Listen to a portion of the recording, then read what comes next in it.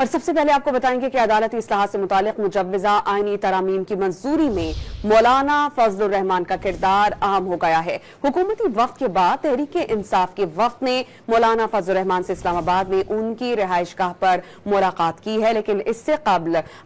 जमीयत उलमा इस्लाम ये वाज़ेह कर चुकी है कि वो किसी किस्म की तरामीम में जिसमें किसी की मुद्दत मुलाजमत में तोसी हो या उम्र की हद के तयन को बढ़ाना हो, ऐसी किसी कानून साजी में हुकूमत का साथ नहीं देंगे बल्कि ऑपोजिशन का साथ देंगे। हमारे साथ मौजूद हैं डॉन न्यूज़ के रिपोर्टर अब्दुल्ला मोहम्मद, उनसे जानते हैं। अब्दुल्ला, बताइएगा,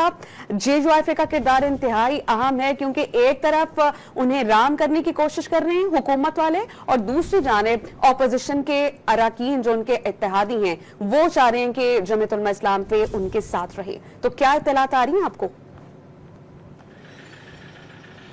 जी बिल्कुल समिया, अब से कुछ देर कबल पाकिस्तान तहरीक इंसाफ और मौलाना फजलुर रहमान के दरमियान जो मुलाकात थी वो ख़त्म हो गई और पाकिस्तान तहरीक इंसाफ का वफद बगैर कोई बात किए यहाँ से रवाना हो गया। उन्होंने कोई बात नहीं की, सिर्फ ये कहा गया कि खाना बहुत अच्छा है। इस्लामाबाद का दिन जो हफ्ते के रोज़ इस्लामाबाद में खामोशी रही थी, आज सियासी हवाले से बड़ा गर्म रहा और सेनेट और कौमी असम्बली के इजलास जो है वो हुए और ये कहा जा रहा है कि आइनी तरामीम के हवाले से, आइनी तरामीम लाने के हवाले से जो इससे पहले वफद आया था वफाकी वज़ीर क़ानून आज़म नज़ीर तारण और इसके साथ साथ वफाकी वज़ीर दाखिला मोहसिन नकवी, उन्होंने भी मौलाना फजलुर रहमान के साथ 1 घंटे मुलाकात की और उनको जो आइनी तरामीम है उन पर ब्रीफ किया। ये खबर हमारे साथ सुबह से थी और हम इसको मुख्तलिफ ज़राए से तस्दीक कर रहे थे कि क्या हुकूमत क्या क्या तरामीम जो है लेकर आ रही है। अब चूँकि हुकूमत को मेम्बरान पूरे करने हैं और उनका एक बड़ा चैलेंज दरपेश है,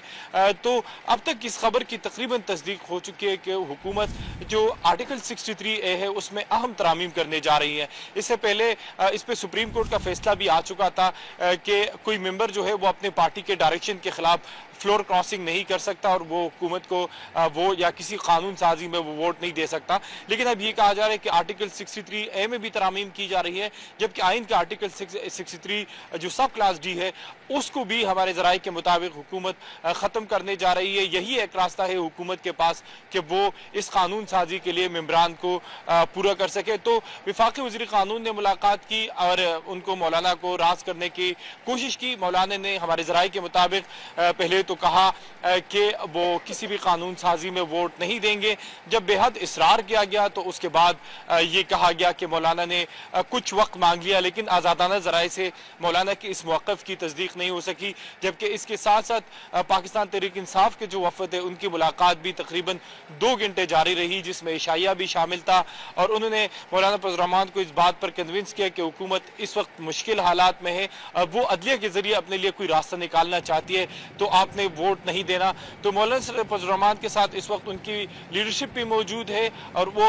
इन मुलाकातों के बाद कोई मशावरत में है, मसरूफ़ है कि वो क्या कर सकती है। हमारे ज़राए के मुताबिक मौलाना फजलुर रहमान को सियासी जमातों के अलावा 1-2 और जगह से भी अप्रोच किया गया है और उनको इस बात पर कन्विंस करने की कोशिश की गई है कि वो हुकूमत की जो मुजवज़ा कानून साजी है, जो सिस्टम निज़ाम के तसलसल के लिए बहुत ज़रूरी है, उसमें मौलाना फजलुर रहमान को इस बात पर कायल करने की कोशिश की गई। अब्दुल्ला, यही आपसे जानना चाह रहे हैं मौलाना फजलुर रहमान, अब्दुल्ला आपसे यही जानना चाह रहे हैं, जैसे कि आपने कहा कि सियासी जमातों के अलावा 2-3 और जगहों से उनको अप्रोच करने की कोशिश की गई है और उनसे ये रिक्वेस्ट की गई है कि उनका मौजूद होना बहुत इंपॉर्टेंट है। तो आपसे ये जानना चाह रहे हैं कि अब मौलाना राजी हो गए हैं कि वो हुकूमत का साथ देंगे या वो फिर ऑपोजिशन के साथ बैठने को तरजीह देते हैं?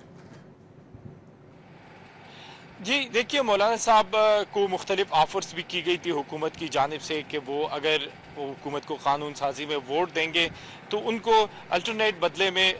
हुकूमत साजी का हिस्सा बनाया जाएगा। लेकिन उस ऑप्शन पर मौलाना फजलुर रहमान जो थे वो राज़ी नहीं थे। लेकिन दूसरी जानिब से इस बात की भी इतलात आ रही है कि मौलाना फजलुर रहमान ने अब हुकूमती वफद के साथ भी कोई हामी नहीं भरी, जबकि इसके साथ साथ पाकिस्तान तहरीक इंसाफ को भी उन्होंने अपना पता नहीं दिखाया कि वो कल क्या करने जा रहे हैं। लेकिन JUIF के ज़राए ने हमें ने शाम को ही तस्दीक की थी कि मौलाना फजल रहमान को जो मुख्तलिफ सियासी और दीगर क्वार्टर से जो ताकत के हल्कों की जानिब से अप्रोच किया जाता रहा कि हुकूमत का साथ दे, तो इस पर भी मौलाना फजल रहमान को उनकी कानूनी और सियासी टीम ने मशावरत की है उनके साथ कि अगर हम हुकूमती कवानीन में वोट नहीं देंगे तो इस के बदले जो मौलाना फजल रहमान की जमात है उनके लिए सियासी महाज पर मुश्किलात जो है वो पैदा हो सकती है, दीगर जगहों से भी मुश्किलात आ सकती है। तो अब JUI के जराए तस्दीक कर रहे हैं कि मौलाना फजल रहमान और उसकी जमात के ऊपर भी एक दबाव है, एक तरफ हुकूमत है, दूसरी तरफ जो कुछ क्वार्टर्स की जानिब से भी मौलाना के ऊपर एक प्रेशर है कि वो स्टेप बैक ना करे और हुकूमत को इस कानून साजी पर राजी कर सके। तो मौलाना फजल रहमान आज फाइनल मुशावरत करेगा कि क्या कल वो हुकूमत को इस मजौजा बिल आईनी तरमीमी बिल पर वोट देने जा रहे हैं या नहीं देने जा रहे हैं। अब तक मौलाना फजल रहमान ने न पाकिस्तान तहरीक इंसाफ को कोई हामी भरी है और न इसके साथ साथ जो हुकूमती वफद आया था उनको कोई हामी भरी है। तो मौलाना के फजल रहमान के लिए एक मुश्किल वक्त है, उन पर दबाव भी है। अगर वो हुकूमत को वोट नहीं देता तो उनकी सियासी मुश्किलात क्या होंगी, उनके लिए मजीद सियासी मुश्किलात पैदा होगी या कुछ और होगा। तो इस वक्त इस्लामाबाद की जो आज की रात है उसमें और सियासी ऑफ द रिकॉर्ड सियासी बैठक भी हो रहे हैं और ये कहा जा रहा है कि मौलाना फजल रहमान के साथ आज रात मजीद मुलाकातें भी होंगी क्योंकि मौलाना और उनकी जमात पर दबाव है और उनके ही जमात के कैंडिडेट्स उनको ये कह रहे हैं कि अगर बातें नहीं मानी गई तो सियासी महाज पर JUI के लिए मुश्किलात हो सकती हैं। बहुत मुफस्सिल हमें अब्दुल्ला मोहम्मद आपने अपडेट किया, बहुत शुक्रिया आपका।